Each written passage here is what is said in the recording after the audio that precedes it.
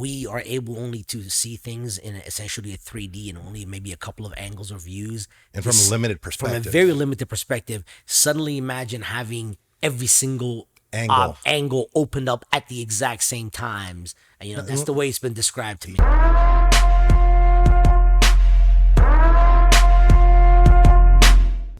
DMT. I want to talk a little about DMT.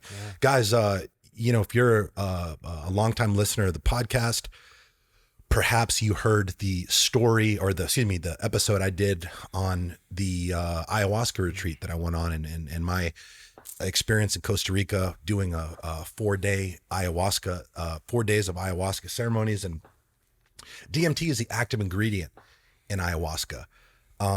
Saman, for our listeners, can you give like a medical / layman for beginners description narrative as far as what DMT is and how it can affect the human psyche? Oh Lord, DMT is its own.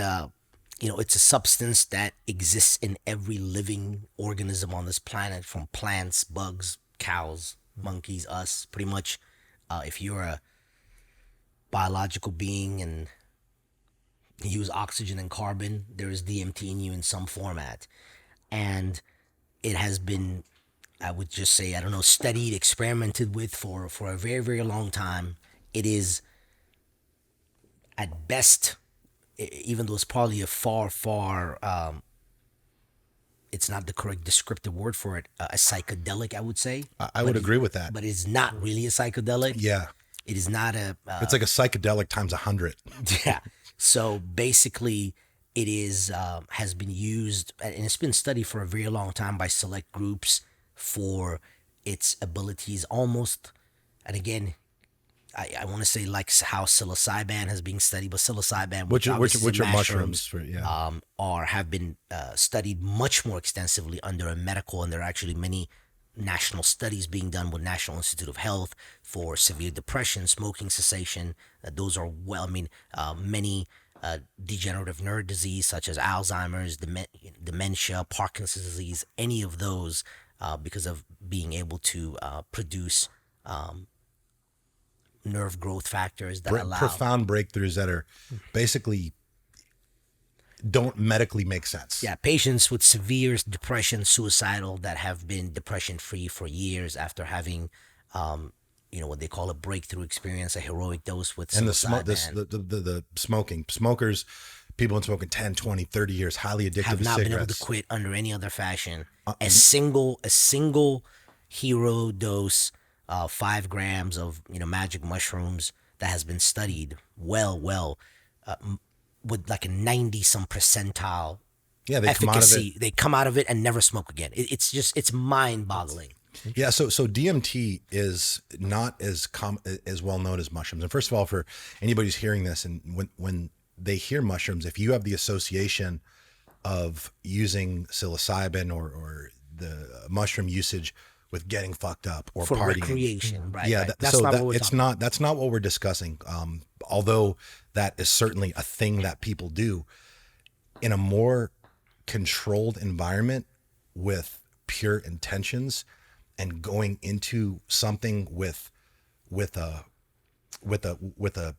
certain perspective and an open mind. And usually a coach that's there in a very comforting environment. So you're in very controlled areas. Most of these studies have been done at a physician's office. Yeah, this isn't something you do and go to the club. I mean, again, people probably do. We're talking about the mushrooms. Sure. We're talking about utilizing the mushrooms, the psilocybin, the DMT, using it for what it is, ayahuasca, which is medicine. Yep. It is medicine in the purest form. But again, just like, you can abuse medicine or you can use it in the wrong context. And if you don't have the right mindset, it can cause really negative adverse effects. So we're not again, necessarily condoning it. Just because I do it and will continue to do it, and we'll continue to openly speak on it because of how much it's helped me. I mean, I believe that, my psychedelic experiences, I mean, look, I did DMT last night. I'm just going to say it. I had the unique privilege of being able to go. This was my 3rd experience with DMT. Well, 4th if you count ayahuasca, but I think it's the same, but it is different. every time I come out of it a better person. It's like a 5 to 8 minute experience that shows you things that are indescribable.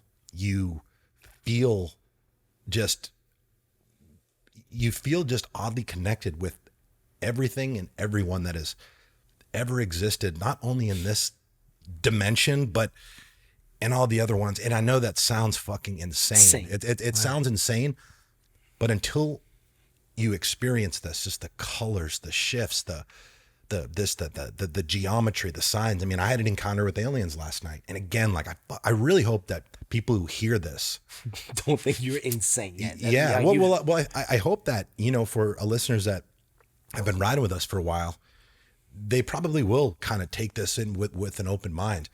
Like, it's a healing experience. I mean, I felt like years of trauma had essentially been pulled from within me over the course of a 5 minute experience. What seemed like, I mean, legitimately, when, I came out of it, I would always ask, hey, like, how long has it been? And I would feel like it was hours or fucking days even. It's like 6 minutes, and and it's unbelievable. But I've shared, some of my experiences on other episodes, and it's changed my life, and it will continue to, because this is a tool for me. It's a personal development tool. We talk about personal development being the most important work of your life. Now, let me just throw a little caveat in here. Like, you can't bypass all the other shit. Like, you have to earn this tool. It's like in a video game where you get like to a certain level of mastery and you unlock like the next that fucking toy, that next gun. yeah. You can't be like a piece of shit who's at the bottom of the ladder and just fucking take DMT and then and now become you're Elon Musk. It's something that, again, like, if you're hearing this and you're thinking DMT or mushrooms and drugs and bad and having that negative association, you are basically me 2 years ago. Like 2 years ago, when I first heard about ayahuasca, I had, like, the person who said it, I just kind of like the stigma, or what I felt inside was, that's not for me. That's like I was thinking like the party drug or whatever. Yeah. And it was just based off ignorance. So I just encourage people to think about this with an open mind, do some research. And again, I'm not saying do research to Increase your be knowledge aware of of the what the world. fuck is out there, man. Like, because for me now, I mean, I've done so much personal development and continue to having this, I have this new powerful tool in my tool belt that I can resort to when I need it. And I'll be honest with you, I didn't just do it just to do it. I felt like meaning last night and every other time, I felt like it was time. I felt I was called to it. Because you want to grow. Exactly. Be like, oh, how do I get it? You don't worry about that. That's the thing. Don't worry about that. But DMT, it does not, you don't find it. It finds you. And if you ever get to a point where you feel that it is time, you will understand what I mean when I say that. Because I was asked so many times about the ayahuasca. Like, how did you hear about that? It's like, it's not that simple. Me giving you an answer would be an oversimplification. It was a process. It was literally an 18-month process to where it finally manifested in me. Like, you didn't go on Amazon Prime and click order. Exactly. Next day delivery. No, which unfortunately is what most people want with everything in their life. Sure. But like, so what is your perspective on DMT, and maybe give some examples of people that have openly spoke, like Tony Robbins has openly spoken out about the positive experiences that he's had with ayahuasca, but to help people get a better understanding of why certain individuals, elite individuals, would use this, and the benefits that it's been shown to have as far as just improving people's quality of life and just essentially making them evolve in a very short period of time. This DMT, you may have heard, it's almost been associated with the as a smart drugs of CEOs, drugs of movers and shakers and influencers. And again, not because it has, from what I've been told, has any euphoric qualities of any sort, but it allows you to the best understanding that we have. I'm sure most people understand that we typically at best use low single digit percentile of our human brain cells. I mean, we're talking 3%, 4% level for, for the average individual. And so much of it is untapped potential. There are things that obviously we are unaware of.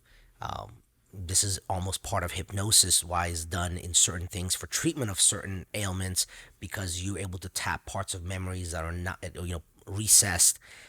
And it seems like psychedelics, and DMT in particular, like times 1,000, allows you to tap into places that you normally physically are unable to tap into with any other substance. Because you wouldn't be conscious of it? Yeah, it's from, it's just, and that's as good as it really gets. Right. It is, and CEOs, top level people that are, running Fortune 500 companies that come to a head on a problem, they're stuck and they can't come up with a solution. Everyone is beaten dirt, and they'll go have, a DMT experience and come out suddenly with a solution to that problem that it came to them. Now, And let me just speak on that, because I'm glad that you said that. And like you see things in a much more clear way in angles you had not seen before. You ever seen a picture of a car or a house, and it's shot in a very weird angle, and it's suddenly you see that car or that object in a way you'd never seen before. That's what it allows you to do. We are able only to see things in essentially a 3D and only maybe a couple of angles or views. And from a limited From perspective. a very limited perspective, suddenly imagine having every single angle opened up at the exact same times. And that's the way it's been described to me. Yeah, and let me elaborate on that. I'm really happy that you said that, because I didn't think to say that. So that's exactly what it does. And it doesn't do it in a sense where you do the shit and then you come out of it and then all of a sudden everything. It doesn't work like that. Although during the experience you might get the insights. Certain things might come to you. They're downloads that happen. I mean, I have them often. Sometimes I wake up in the middle of the night and something just comes to me. Something. I don't want to call it. I'm going to call it brilliant. You know what? Because it wasn't me.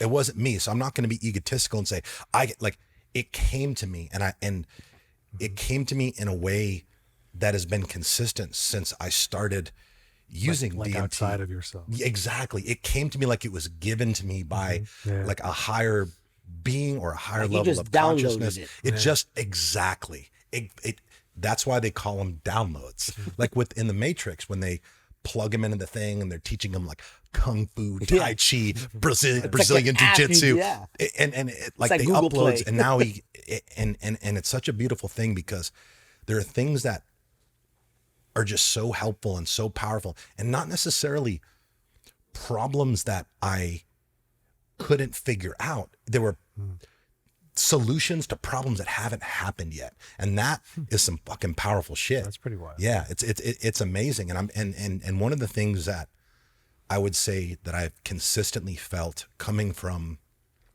out of the experience immediately, and then for a window of time after the fact, is an overwhelming, just more so sense of gratitude and purpose. It reminds me of the purpose that I believe that I have on this planet. And it also just puts in a clear perspective how fortunate I am to not so much to be in the position that I'm in today, because I don't need DMT to remind me of that. To be in a position to be bold enough to take these chances and explore things like this that most people don't even know what the shit is. And it could be very scary experience. It could be very. So people can relate. DMT is like the chemical that is responsible for our dreaming, correct?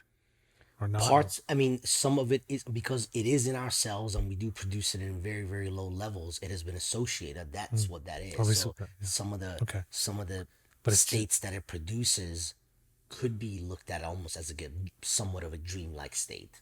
So when I come out of it, I feel, I mean, I've done it under the care of a unofficially of a physician. So there was just something safe and comforting with having, you know, my Yeah, of brother course. and who's also a physician just in case. Now it wasn't necessary, but it was just something that I felt would help me get more out of the experience. And when I come out of it, I guess the gratitude that I feel is having trauma and stress and just shit, we'll call it, just pulled out of me that was there, that was lingering, that I wasn't aware of, because you become acclimated to it. People Yeah, of course. people course. get acclimated to feeling like shit all the time, and they're not aware they're feeling like shit until hopefully at some point they make some changes and they feel better. Then they can look back in hindsight and like, wow. And I come out of it and I feel just lighter and I feel happier. And I realize that so much just doesn't matter. And that's a thing that I've consistently said, when it just doesn't matter. Like, we, every day, the majority of what we focus on is shit that does not serve us. Yeah. I read somewhere that out of the tens of thousands of thoughts that we have per day as human beings, 80% of them are negative. 80% of them are I'm negative. not surprised. And is it, I mean, is it conceivable to believe that you can live a positive life if 80% of your thoughts every day are negative? No. The answer is fuck no. And through these experiences, it reminds you of the importance and the power of controlled focus, something that's not talked about enough. Like, these are things that should be began to teach in our children grade 1, and it should be every fucking grade at a more advanced level, as far as, you know, not just the importance of controlled focus, but the importance of hard work, the importance of working hard and the positive benefits it will produce in your life, the importance of seeking out discomfort. This is something that we talk about all the time. This is a great segue. Personal responsibility. All of these things. But the fact is, when we control what we focus, we actually control our life, as opposed to just like letting life kick the shit out of us from, you know, the time we're released into the world as adults, the time they're lowering our caskets into the ground. Yeah.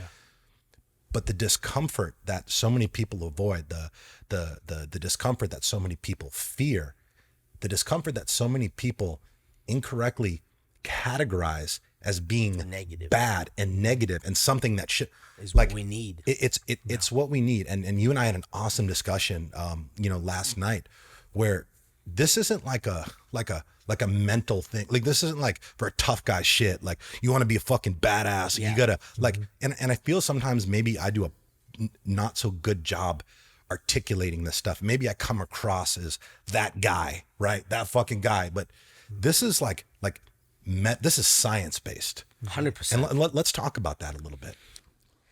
So science has shown us that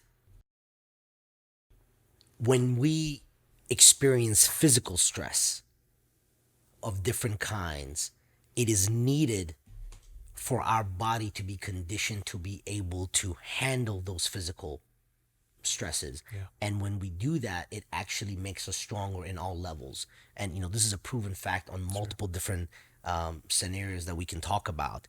It is that if you're constantly in the state of comfort, your defenses go down and your immune systems go down. And you know, the examples that I always give is, imagine if they put, you know, code red for our, you know, let's say security issues, airports, heighten up security, there's more checkings going on. Now, if they said, oh, everything is fine, there's no risk at all, everybody, obviously guards come down. And this happens in the human body when we overfeed, when the body does not feel hunger, so lack of fasting, lack of extreme temperature, lack of intense physical activity that makes you uncomfortable. Those are the things. And again, this is one of those things that I could talk for 3 hours about, you know, heat shock proteins. For listeners and viewers, if you get a chance, probably one of the most significant things you can do is Google heat shock proteins, what they mean, what they're about.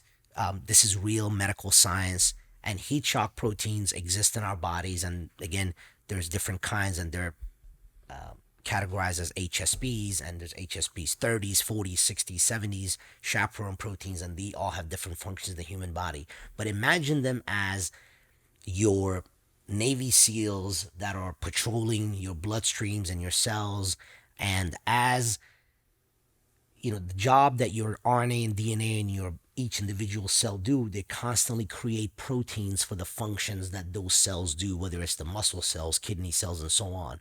And these proteins all have a function, and they have to have a perfect 3D structure for these functions to happen. It's just like if the key is off, it will not unlock that particular lock. Right. And these proteins act with certain receptors in the human body to unlock their actions, whether it's insulin working properly in your pancreas, whether it's glucagon and the thousands of hormones and proteins that your body produces.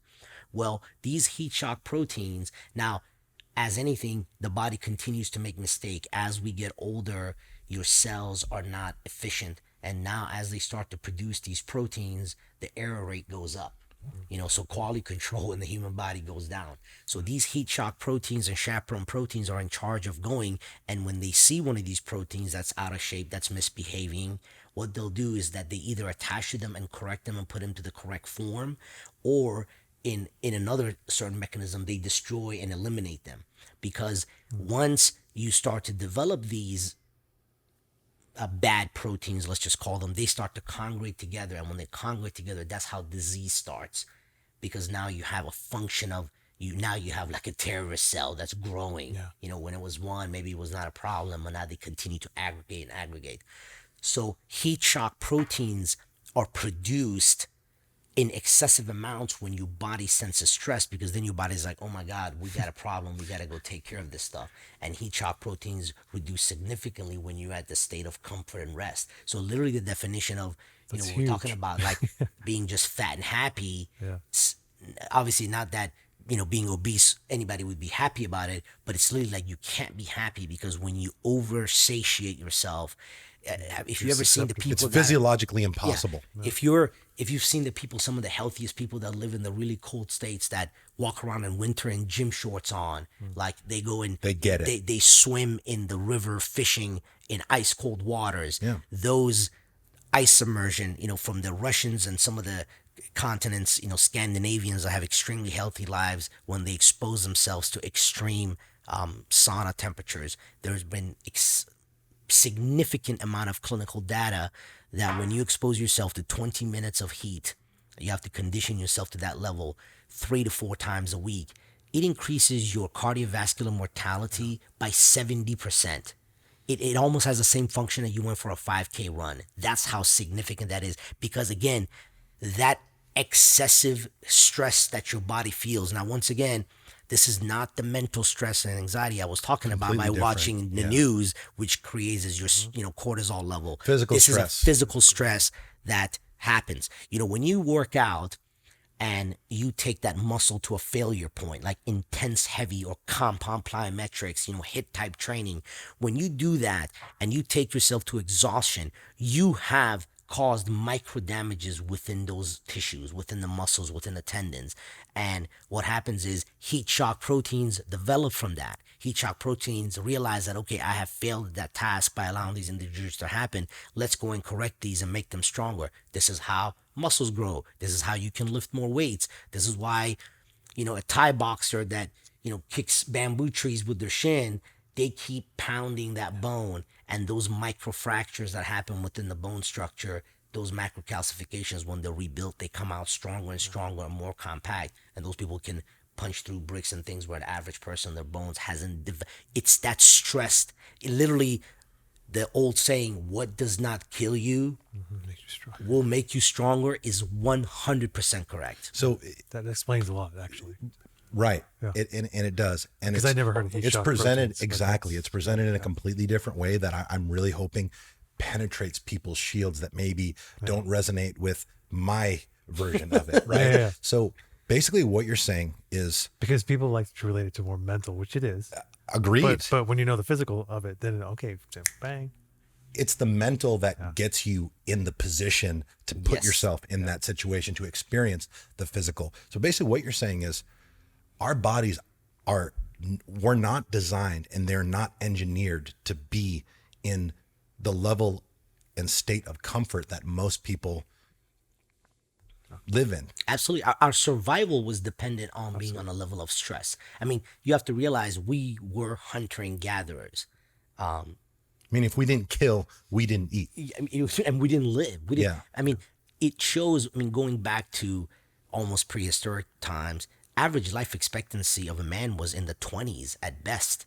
You know, you got eaten by a lion, you starved to death, you got killed. I mean, just imagine living a million years ago, how crazy it could have been, right? So, because of that, we had to experience stress to survive. The ones that didn't make it this far. That's just the bottom line. This is why you'll see continuously when you see the Tibetan monk that sits in a mountain and eats a date a day, they live to be 110 years old with no medical issues. It's that extreme fasting that they do, the meditation. Obviously, they're very in touch with their mental I aspect. think a big thing with that, which I've actually felt kind of called to more and more over the last couple of years, is the way they isolate themselves away from Everything. it's energy, right? We're everything that we're around, whether we're not like, I mean, whether they're right, it's right next to us or not. Just the environments. Being in a city right now, we're siphoning energy. We're experiencing energy. It might not be as strong and affect us as much as if we had this person in the room with us per se. And all the vibrations. Too. All the vibrations. All that stuff. Yeah. They isolate themselves and put themselves in a position to where they're able to keep and maintain a clear head, a clear level of consciousness, a open level of awareness, which allows them to manage their thoughts a hell of a lot more effectively than we're able to, in our society that is basically everybody's attention is on their news feed, on, the program on TV and such, which I believe that is a huge factor that probably improves the longevity and their life expectancy as well. Because again, we discussed it earlier, what we focus on determines a lot. Sure. So, what are some things? I mean, look, like everybody knows, you got to do more of what's hard, but from saying it in like a more gentler, kinder, from a more medical professional standpoint, what are some things that anybody can do to activate these heat shock proteins that will basically allow them to experience their body's full potential and make them realize the way they're supposed to feel and what they're truly capable And there's of. honestly no better time to talk about this during a pandemic, right? Which you So depend true. on your immune system. Fuck yeah. And so, people constantly ask us, Doc, what can I do to have the best immune system possible? Mind you, I have 40, 50 patients cough in my face every single day. Now, this is even, going back to what we're talking about, 2017-18, 61,000 confirmed people died from H1N1 influenza, right? This is not a elevated number because they were getting grant money, right? 61,000 people died from influenza in 2017-18. I never got the flu, right? I mean, and mind you, like I said, and this is typically no physicians wore masks in a doctor's office. Yes, we did it during procedures and so on, but just walking into a patient's room, nobody wore a mask. It wasn't a thing. And I talked to people way definitely less than 6 feet. Heck, I examine them. I'm 6 inches apart from them when I'm examining them. And these are the things by putting myself, and I take obviously even extra measures than maybe the average person, because I don't think anyone gets exposed to as much than someone, medical professionals in really the front lines. Yeah. So what should people do? And so I involve myself in intermittent fasting. So I try as much as possible not to eat for 12 to 16 hours a day. Do I achieve that every single day? No. But I know the more I do that, and studies have shown someone that fasts once a week versus twice a week versus 3 times a week, the more you do it, the better. And let's also clarify during that non-fasting window. Yeah, this he's does not taking. mean, Go ahead. Yeah. So when you're not fasting, so let's say, last time I eat is 8 or 9 p.m. I will kind of set my clock, and I'll set it for 14 to 16 hours, depending how frisky I feel that time and how aggressive I want to be. During that time, I will just have water and coffee, but really no other sources of calories of any sort. And it's those last, the first 8 hours are pretty comfortable. Sure. It is around that 8-hour mark when kind of discomfort starts to set in. Which is good. And that, when I know, is I am doing work, right? So now it fuels me even harder. So when it comes time to eat, Yeah, so first, just some of the benefits of that. Some of that also puts you in ketosis, which helps in fat loss significantly. So it's between provided once I go out of fasting. So now from that 8 to 14-hour mark, or 10 to 14, 16-hour mark is a real discomfort phase. Now, once I go and I have 6 to 8 hours to eat, that does not mean I sit down and eat a tray of lasagna. Right. Oh God. And here's the thing. It's really unfortunate that we have to cover this. That. But I'm over here like giving them hand signals. People reward themselves because people reward. This is I take around a lot of patients with weight loss therapy, and this is the continuous I see, and every viewer has seen this. The gal you saw at the gym last year that was overweight, they come to the gym every single day, 7 days a week, and next year, nothing has changed. They look exactly the same, year after year after year. And every year, they make a new promise on Instagram that this is the new me. They started some new fad diet of some sort, which will 100% fail eventually. Yep. And the problem is that they didn't change. People want to reward themselves and pat themselves on the back. So most people don't understand that they significantly overestimate how much their calorie they're losing at the gym and how much work they're putting in. They significantly underestimate how much they take in per 24-hour period. And that becomes a significant major fucking problem in the calculation of how much you're putting in. Correct? Yeah. So people have this magic formula like, oh, I went to the gym for an hour, so that means I burned 500 calories. Bullshit, right? Yeah. Because most studies show when you're at the gym for an hour, at best, you may have done 14 minutes of work. And I'm talking about work. They've done studies where they have literally followed people with cameras and see, okay, you got on a bench. You did a set that was 10 reps that lasted 22 seconds. Right. You spent 7 minutes between that test. You answered your phone. You listened to your music. You went and took a piss, came back, did another 3-4 sets at 30 seconds each. So you really worked out for 14 minutes. Minus your basal metabolic rate that you burn while at your rest per se, you didn't burn 500 calories. So people think that. Same goes with cardio. People like to look at whatever the number the machine says and think they burned that. And that is significantly wrong. One of the magazines a couple of years ago did a collective study where they took like 21 different ellipticals from the most expensive, and they did a comparison of when you, let's say, run for an hour, what does it say, how many calories you burn? Yeah. And then they actually compared that to a full real VO2 mass study that measures your carbon dioxide and actually shows what your total caloric burn were. Like the most accurate one was overestimating your calorie by 30%. So, like if you get on your pre-core or whatever and it says you burn 700 calories, you may have burned 450. Let's not get this is we're going to do a Q&A episode and we're going to discuss this.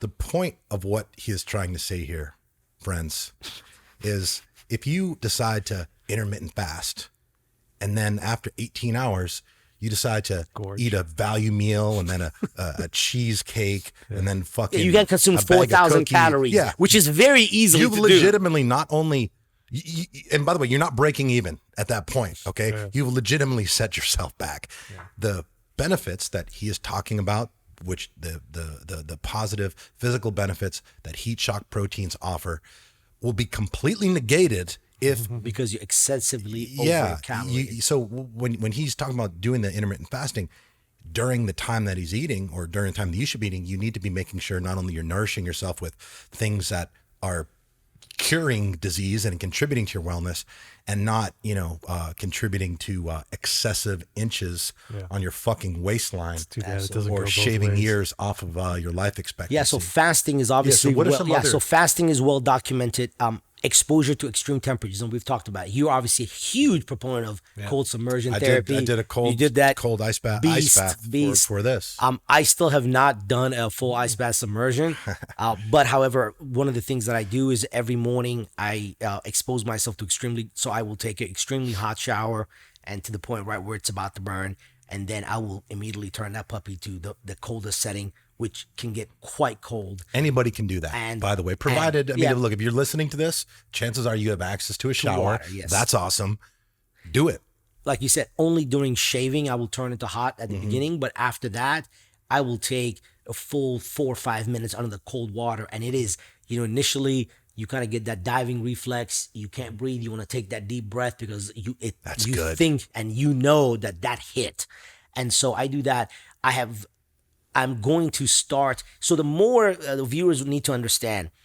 So heat shock proteins are activated by obviously some of these extreme physical stresses you can put, but each one has its own, the way, almost a different stimulant and a different almost series or groups of HSPs. And so the more ways that you can essentially check those boxes, it's not like, hey, if I just do a bunch of cold submersion, I'm good. No, if you do that and then do intermittent fasting, and if you go do the sauna, and if you do intense heavy lifting or compound training, every one of those, so sprinting, and which obviously we're not talking about jogging. This is not marathon running. This is not endurance. This is intense hit training to overload your body to essentially failure. That's the whole idea. So I have a question. What and where did this whole concept originate of, it's too cold outside, it's too hot outside? Where did this come from? If what you're saying is true, Dr. Soleymani, why is this a thing that is present within our society? And let me ask you this, were our ancestors saying these things back in the primitive days when they were literally having to kill to feed their family, to feed themselves, to not starve to death, where they were having to find caves to fucking sleep in, where they might be sharing that cave with a woolly mammoth who they don't see because they didn't have electricity back then, who during the night comes and fucking eats their children in front of them?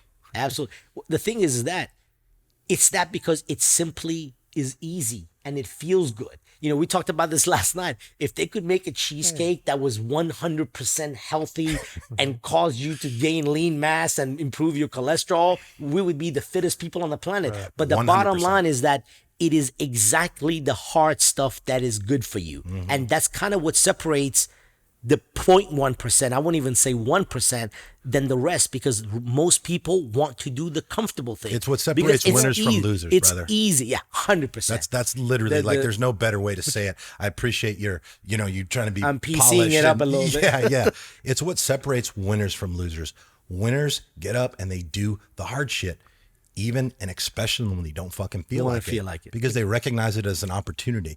They realize that during that process, during that hard, intense training where their heart is beating out of their fucking chest, they can't breathe, during the time where, they decided to do a controlled fast, where they're really, really hungry, or during the cold water immersion, when they're feeling those effects that don't fucking feel very good. Yeah, trust me. Nobody likes it. Nobody wants to good. fast. If it was up to me, I would sit there with two 18-inch pizzas.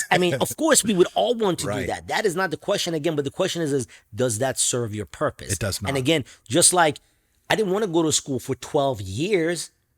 I didn't want to. 4 years of college, medical school, residency, all the hard things that we had to do. When I was going through internship, we were doing calls every third night. And back then, they didn't have all the regulations right now they have, where residents can't work for so many hours. We were doing 36-hour shifts. I would go into the hospital at 6 a.m., not leave until the 6 p.m. the next day. There were times where I'm walking the hallways of the hospital at 1 or 2 o'clock in the morning, and if they let me, I would lay on the dirty hospital floor with my face and sleep if they let me. That's the level of exhaustion I had, and I just had to just keep going. That was the price of admission. If you want to get somewhere, you have to do the hard work. There's just no easy way. I wish there was. I still haven't found it. And that really is the premise of personal development. Through the personal development, you learn to change your perspective and the neurochemistry in your brain. Currently, a lot of people categorize these things as bad and negative, and their initial response is to stay as clear and far away from them as humanly possible.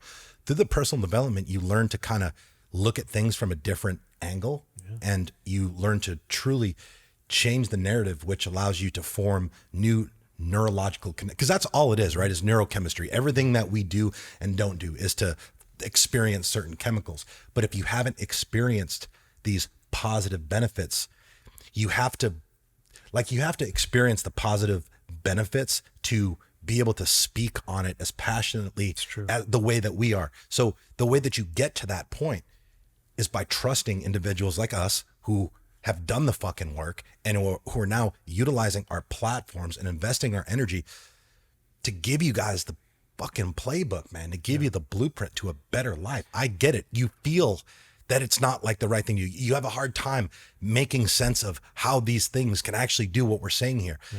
There's a little bit of faith and a little bit of belief that has to be involved with this, but you got to take the fucking plunge. You got to step up to the edge of the cliff and, hey, look, you're afraid, but you got to fucking step off and have the confidence that, you know, even though you jumped off without a parachute, that on the way down, you're going to fucking figure shit out. Dude, I mean, sometimes I wish information like this was available 25 years ago. And, you know, and I don't want to sound like the old guy that's like back in the day when we used to climb but it's so a hill. True, brother. But dude, when I went to medical school in 96, like internet was kind of not even a thing. Like we still connected like, you know, like with the old modems. Like there was no, like if you saw a picture or video, it was like, oh my God, like I can see something. Like none of this platform existed. The plethora of information that is available. I don't know where I could have been if what's available now was available 25 years ago. And this is the thing, like I hear a lot of my successful entrepreneur friends and colleagues, you know, individuals that are well established, have created, you know, huge companies and just are just crushing it.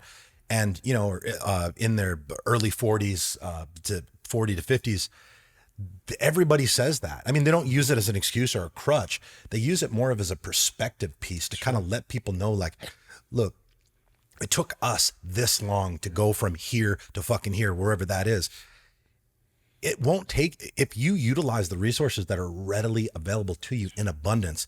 Like I would make the argument that you could get there twice, 2 to 3 times as fucking fast. This is the one fact, obviously our close friends know, but the one thing that the rest of your viewers do not know is I came into this country as an immigrant at the age of 13, did not speak English, not a word. Like when they pronounced my name during roll call the first day, because I came in the middle of the school year, I couldn't recognize my name being said in English. Wow.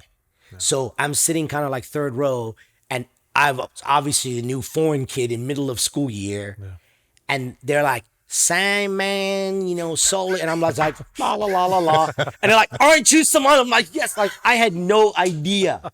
I couldn't even recognize my name because in Farsi or Persian it's pronounced Saman. Yeah. You know, and they're like Saman, you know, whatever. Yeah. And so I tell, you know, I work a lot with kids and I reward them when I go give them rides in exotic cars if they get on the AB honor roll, because I want to let them know that they don't have to be a rapper, singer, Hollywood, or be pro ball. That's the only way to become successful. And many of them like, you mean you just went to school? Yeah, I just went to school. And worked really hard. Yeah, I worked really hard.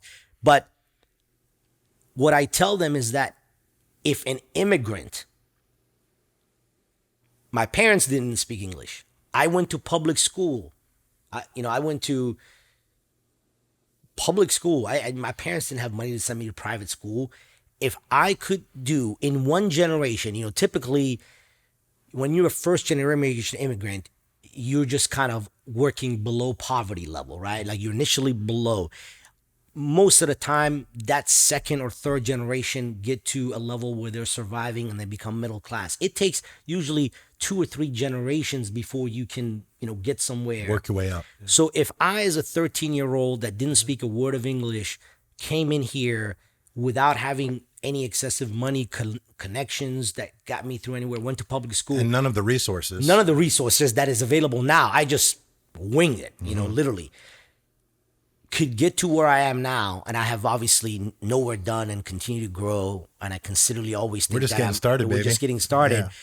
There is no excuse for anyone right now in their teens, 20s, 30s that has every available resource that is you just throwing it away. There is zero excuse. If you want it. It's there. If you want it, it's there for the taking. It is literally right fucking there. But it is not going to be, you know, Amazon Prime near doorstep, right? It's not going to, you know, a butler in white gloves is not going to come hand it to you. You got to go fucking take it. Listen, we are in the genre, we're in the timeline where mediocrity is rewarded. Okay. This is the day where everyone gets a trophy, everyone is the winner. You can't point anybody out. This is probably the single most significant thing that shaped and changed my life as an early child, I would say. So back in Iran, where I was born and raised, so over there in fourth grade, you go to school for 6 days a week. You don't have a 2 day weekend. It's a 1 day off. And in sixth grade, we had 14 subjects. So you go to school Monday, let's say Monday, Wednesday, Friday, you have 7 subjects, 7 periods. Then Tuesday, Thursday, Saturday, you have another 7 periods. Okay. At the time, BMX bikes were a thing, and I wanted a BMX bike. So, dad, BMX bike, BMX bike. So he makes me a deal at the beginning of the school year, fourth grade. He's like, if you get 14 A's, this is not a semester, this is year and grades. If you get 14 A's, I will buy you the BMX bike of your choice. No price limit. You choose it, I'm going to buy it. I busted my ass for the entire year. I got 13 A's and 1 B. He did not buy me the damn bike. Listen, I cried. I flopped on the ground. This, to add insult, I was rewarded as the highest GPA in the county. They had a ceremony at school, brought me on stage, gave me medals. My dad did not buy me the bike. My uncles were like, buy the damn bike. Like, he's the highest scorer in the county. Yeah. My mother, nothing. Couple of weeks passed by. When all the crying was over, my father sits me down, and he always started, in the Middle Eastern ethnic culture, being a man and keeping your word is a huge thing. And he started the conversation with, are you a man? And he always directed the questions in a way that there was only one way to answer them, to lead you down the path that he wanted you to go to. Yeah. Are you a man? Yes. Does a man stick to his word? Yes. So tell me what we shook on. That if I get 14 A's, you'll buy me a BMX bike. Did you meet your end of the bargain? No. So do you think you deserve one? No. He's like, so what do you learn from this experience? And for me, it was like this boring head down that a man sticks to his word. He's like, yes, but you missed the second thing. I'm like, what? He's like, you need to negotiate fucking better. He's like, I would have taken 12 A's and 2 B's. You took the first offer I gave you. And as a fourth grader, that not only instilled in me that your word matters, and mind you, what I got was not mediocre by any damn means, right? Yeah. But it's not what we agreed to. It was not. My dad did not stroke me. And some may even say it was harsh. But guess what? I appreciate it. I hated it then. When you're a kid, you're like, I'll never be like this. I'll be the best friend to my kids. No, your kids don't need friends. They need parents. They'll find friends other places, right? So that allowed me, and you already know what a negotiator. I don't take no for an answer. So that... And just let me elaborate on that. I don't mean to interrupt, because this is important. To drive that point home, not that awesome lesson that your dad, and bless him for doing that, because that arguably could have that changed the trajectory of your life if you're here telling that story still. Yeah, but to his point about his negotiation skills, I don't know that there's an exotic vehicle that I have, or my Hummer, or any high-end purchase that I've procured that Saman actually hasn't done the negotiating for me, because he loves it. He fucking loves it. Like, and I'm like, hey man, like, I want to get this car or whatever, or actually most of the time he sends me the car that I'm going to get. It's like, you need to get this car. He's like, okay. And I'm like, okay. And he just loves it. He loves the grind. And that's why I don't have a problem asking him to do it, because I know he genuinely appreciates the fucking, like, it's like man to man, like in the most, so that makes sense. You've never told me that story. Yeah. And now that actually. So, and he never let me, mind you, so I come into a U.S. system where the education system is significantly lacking compared to the rest of the world, right? So when I came here and they put me in fifth grade, I had finished fifth grade and they put me in sixth grade. I had already done algebra overseas. In here, they were learning how to add fractions, like 1/2 over 2/2. And I'm like, holy crap.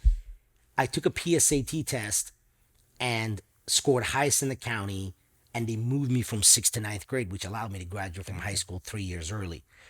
The thing was, no big deal. In high school, but here's the thing about, again, my father, he never let me get too ahead of myself. Like, so I was National Honor Society, had a weighted GPA of 4.68. I had so many AP classes. And my dad's like, you don't study enough. I'm like, Dad, I am a straight, now, mind you, in high school, I am a straight A student. What do you mean? What do you want me to do? And he, you know what he would say? He's like, so you think this American history, whatever class you're taking, you think this is impressive? So you think, okay, you're going to get your high school diploma and we're done. We're going to go open a lawn mowing business. He's like, you know what he does? At the time, again, aging myself, he buys the entire 26 volume Encyclopedia Britannica. He's like, start from A. When you get to Z and know everything between, that's when you impress me. So what you're saying is because your dad didn't applaud and stroke you every time you like wiped your ass yourself, that it actually led you down a path of success and like being the person that you are now. Like, what a fucking concept. So you mean when you don't false cheerlead and praise people for doing the absolute fucking minimum, being average, it actually produces positive outcome. What a fucking revelation. Concept. Yeah. But on that note, man, like, you know, we've talked about a lot, and I appreciate you coming down here. I appreciate you doing this. And I just appreciate like you as a human being. Absolutely, man. So, you're an amazing person. I continuously brag about you to every single person that I find an excuse, because to me, your story is as impressive, even more, from the struggles you felt, from, you know, where you came from, and seeing your journey and being really involved from the times of the struggles to the company, the times you wanted to get rid of it, where I'm on the phone with you, don't do it. And that was actually in person. I was at your house. Absolutely. In Jacksonville. I wanted to quit, and I told this story on, I believe it was the first podcast.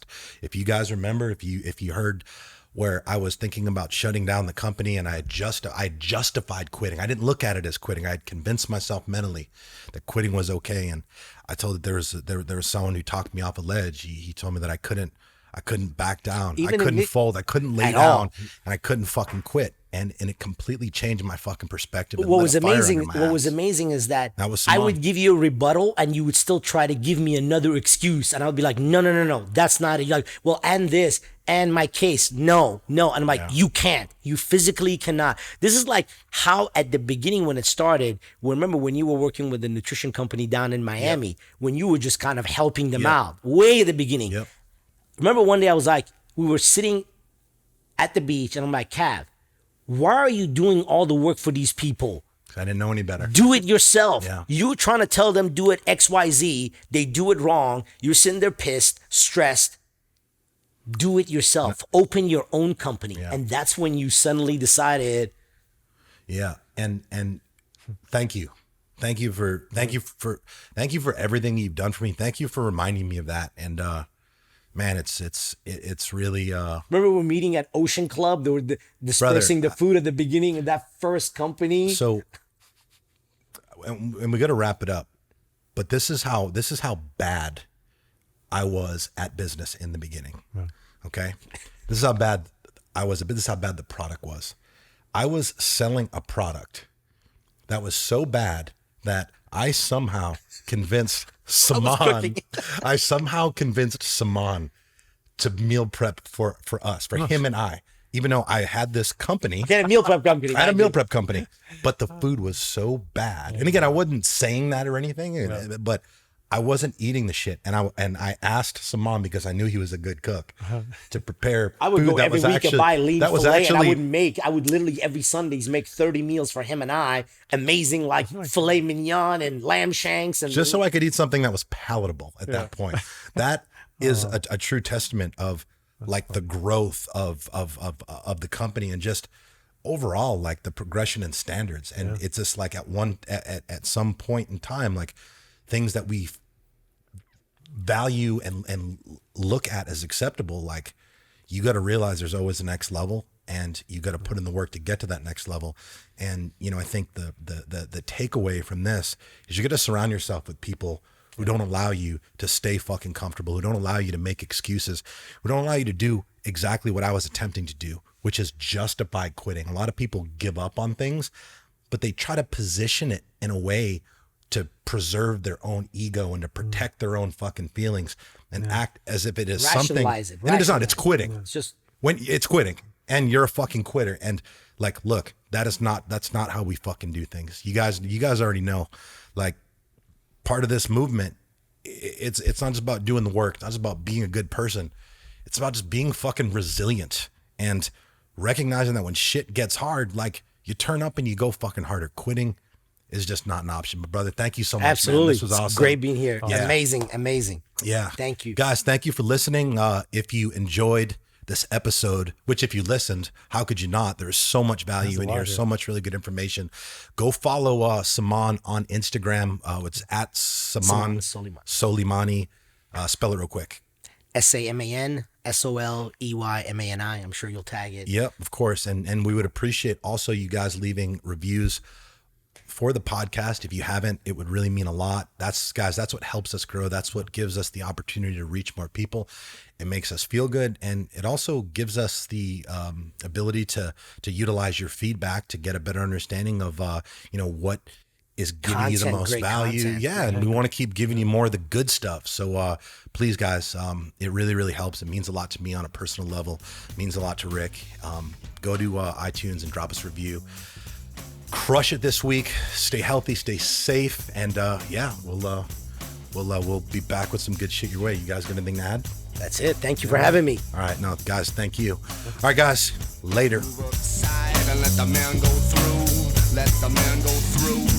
Move aside and let the man go through. Let the man go